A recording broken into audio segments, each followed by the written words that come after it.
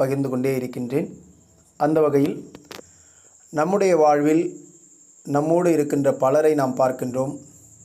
நம்மோடு ஒன்றாக படித்த, ஒன்றாக வேலை செய்த பலரையும் நாம் பார்த்திருக்கின்றோம்.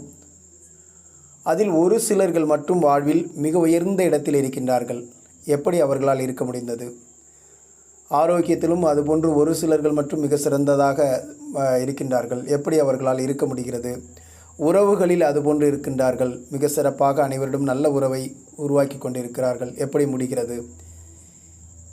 ஏன் நமக்கு பல சவால்கள் வந்து கொண்டே இருக்கின்றது என்று பார்க்கின்ற பொழுது, நாம் நமது இந்த பிரபஞ்சத்தில் நமது வார்த்தைகள் மற்றும் சிந்தனைகள், நமது எண்ணங்களின் வழியாக அவைகளை ஈர்த்து கொண்டிருக்கின்றோம். எண்ணங்களையும் உணர்வுகளையும் நேர்மறையாக மாற்றினால் நமது வாழ்வில் நமக்கு தேவையானவற்றை நம்மால் உருவாக்கி கொள்ள முடியும். வாருங்கள் பிரபஞ்ச சக்தி